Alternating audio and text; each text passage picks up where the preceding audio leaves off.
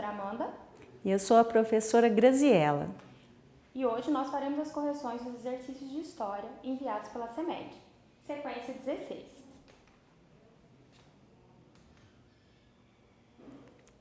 Sexto ano. Os mitos são comuns na história de diversas civilizações. No trecho a seguir, há uma definição de mitos. Leia. O que são mitos? Mitos são narrativas que falam da origem do universo, da humanidade e da forma como uma sociedade pode se organizar. Muitas pessoas, por não entenderem a importância dos mitos, costumam considerá-los como histórias da carochinha ou invenções criadas pelos índios para amedrontar as crianças. No entanto, ao contrário disso, os mitos nos remetem para nossas origens e nos lembram permanentemente quem somos nós, de onde viemos e para onde vamos. Lembram-nos ainda como devemos nos comportar durante nossa passagem pela vida e nos dizem, inclusive, quais os castigos que sofreremos caso não sigamos as regras da sociedade. Ou seja, o mito ele existe desde que o ser humano está aí.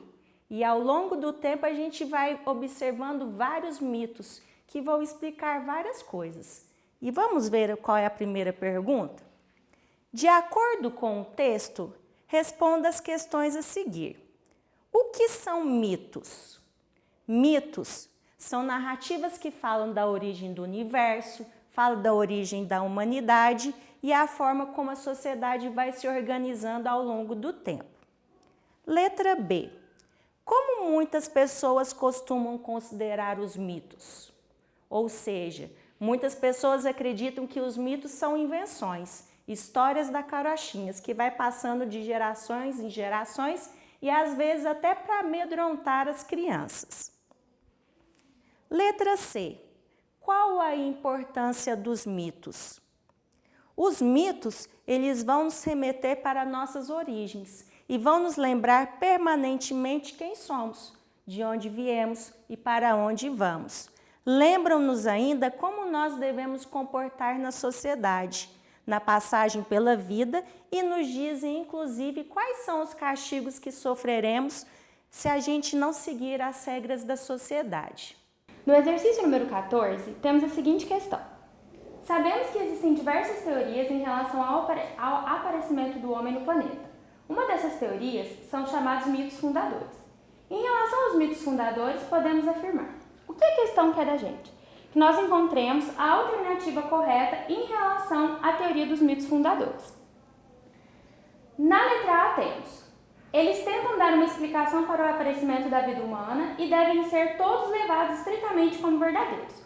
Como a professora Grazi havia dito antes, eles têm importância, mas não quer dizer que são todos verdadeiros. Então, essa alternativa está errada. Alternativa B. Eles dão uma explicação mais filosófica e, por vezes, divina para o aparecimento do homem. São importantes, mas não devem ser levados como certeza absoluta. Encontramos, então, a nossa alternativa correta.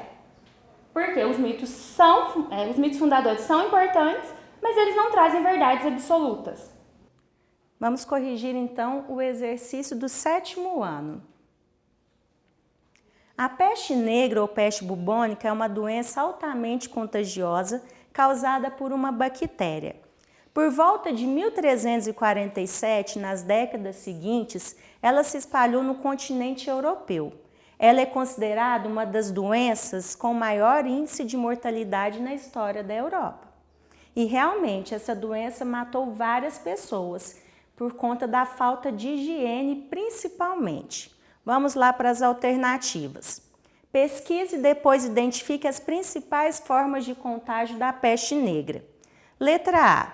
Havia duas formas de contaminação: transmitida pela picada de pulgas, de ratos infectados e a transmissão por gotículas de saliva humana infectadas via aérea. E realmente, quando o rato ele ia lá naquele lixo contaminado e a pulga ia lá e picava o rato, ela ficava o quê? Contaminada. E, consequentemente, se a pulga picasse um ser humano ou um animal, também ficariam contaminados e a peste ia se espalhando.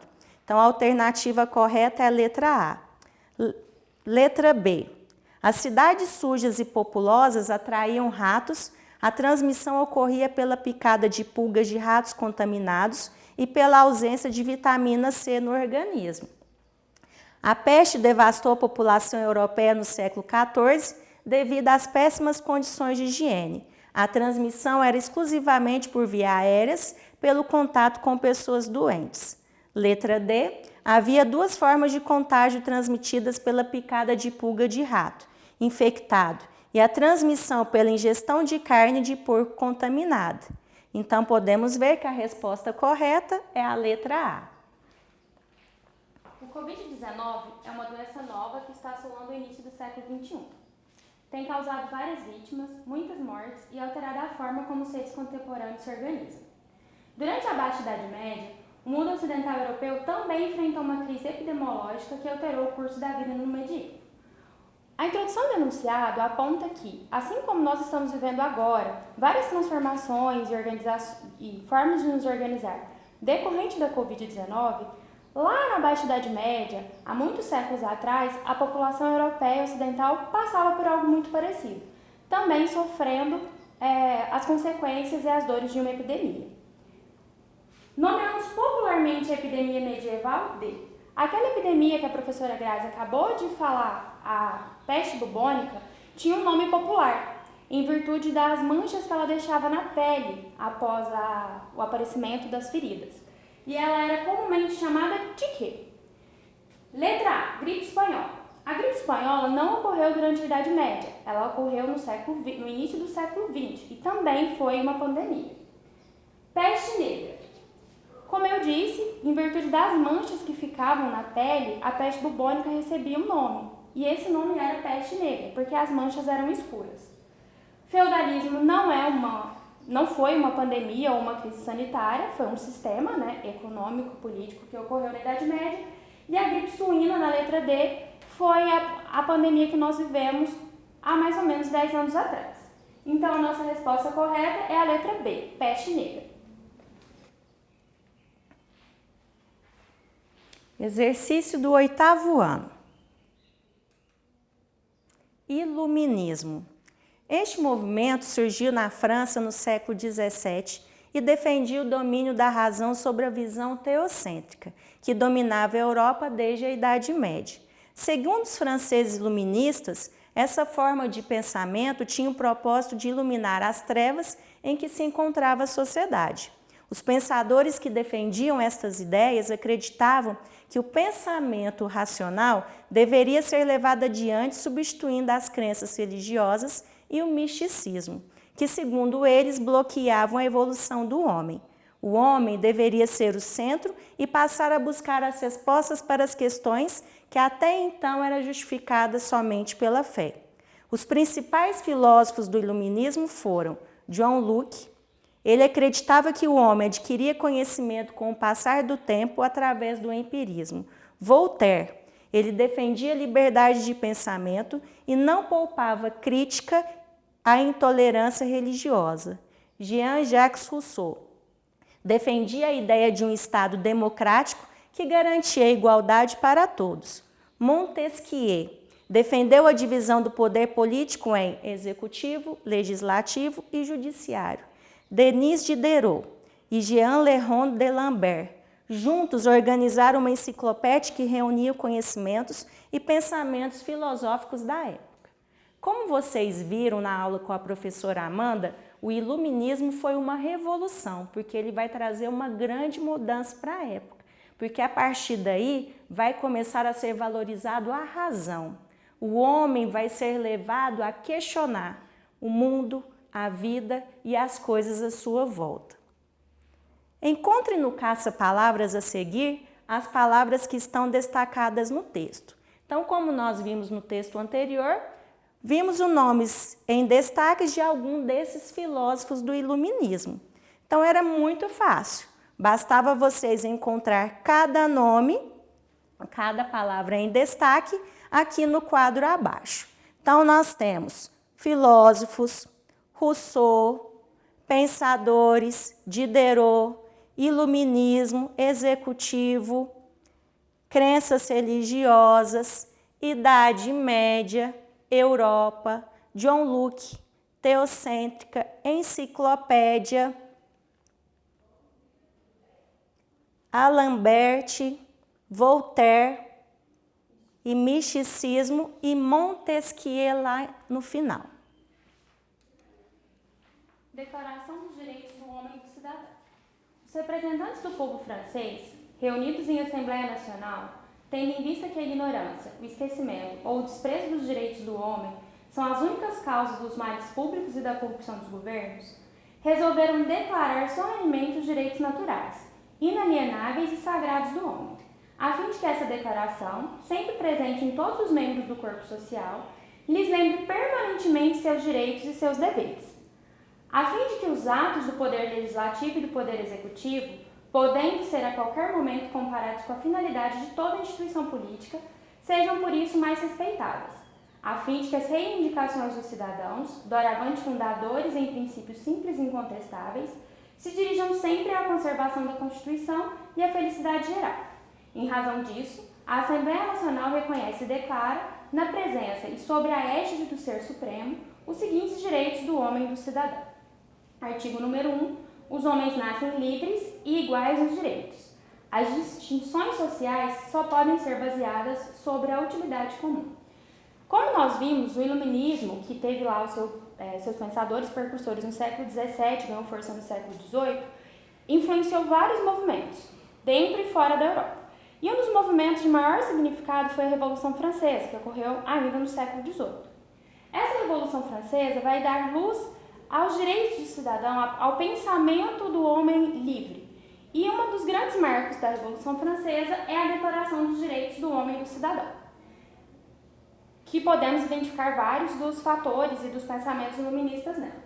A pergunta é: o fragmento de lei extraído da Declaração dos Direitos do Homem e do Cidadão, documento redigido em 1789 e entrou em vigor durante a Revolução Francesa, sobre o conteúdo desta, marque a alternativa incorreta e faça a sua posterior correção. Ou seja, nós queremos a alternativa errada diante do texto que foi apresentado e fazer a correção dessa. Temos 4 alternativas. Letra A. A declaração foi promulgada no século XVIII como consequência da Revolução Francesa. Como o próprio enunciado disse, ela foi realizada no século XVIII e está relacionada à Revolução Francesa. Então, está correta. Letra B. O documento prevê que as reivindicações dos cidadãos se dirijam sempre à conservação da Constituição e da felicidade geral.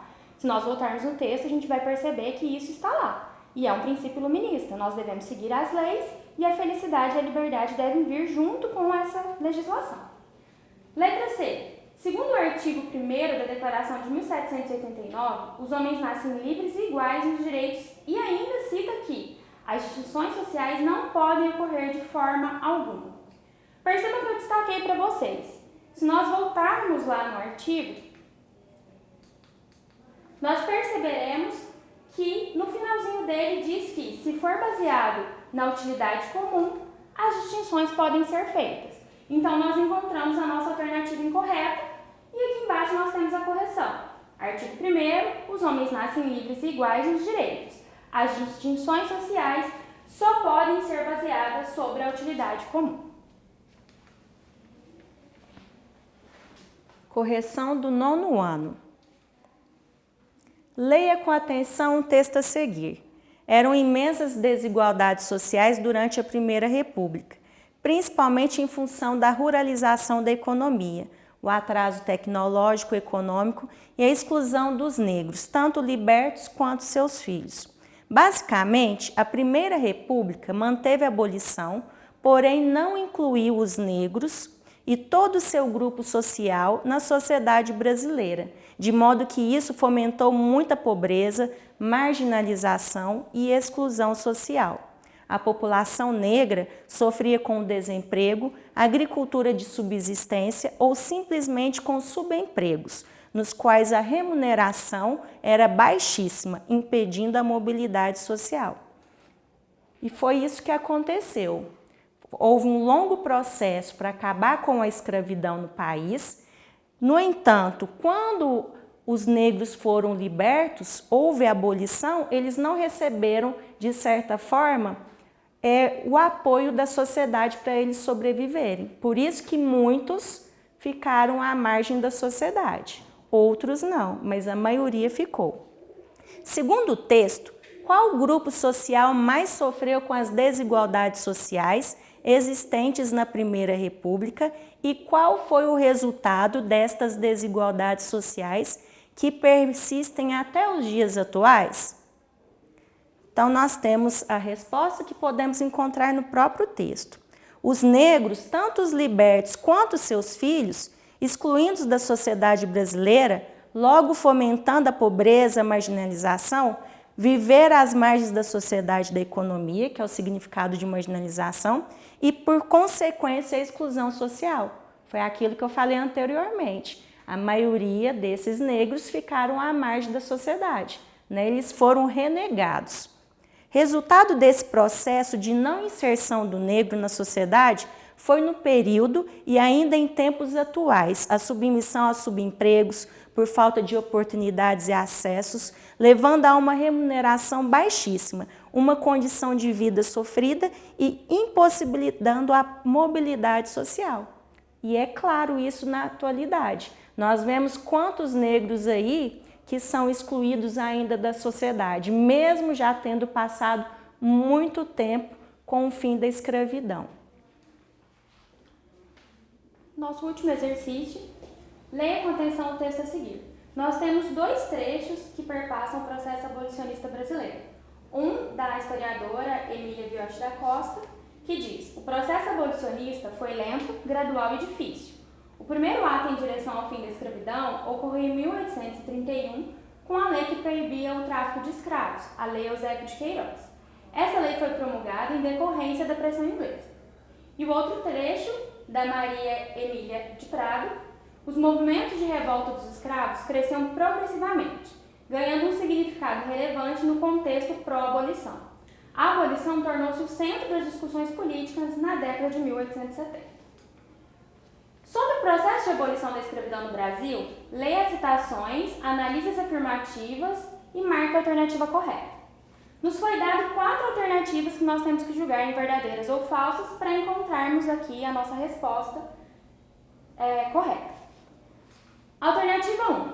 A abolição do Brasil aconteceu de forma gradual, pois surgiram ao longo do século XIX leis que foram abolindo aos poucos, desde o tráfico até a escravidão por completo em 1888. Como nós vimos lá no primeiro enxerto da Maria Emília Viotti, não foi um processo rápido e não foi uma única lei que fez com que o processo abolicionista ocorresse. Então, está verdadeira essa alternativa. No Brasil, o processo de abolição foi resultante apenas da ação do governo, sem nenhum tipo de revolta abolicionista. Grifei para vocês os pontos que fazem esse item ser falso. Nós tivemos outras ações fora do governo, ações dos movimentos abolicionistas e dos próprios escravos e suas revoltas.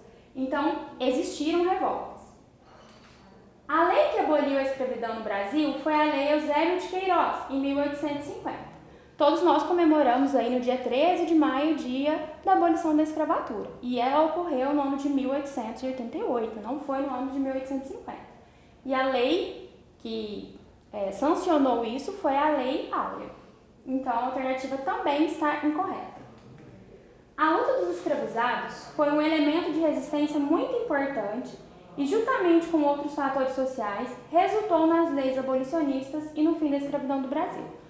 Como pensado e falado aqui no segundo item, nós tivemos sim essa participação dos movimentos que vai acarretar na abolição da escravidão brasileira.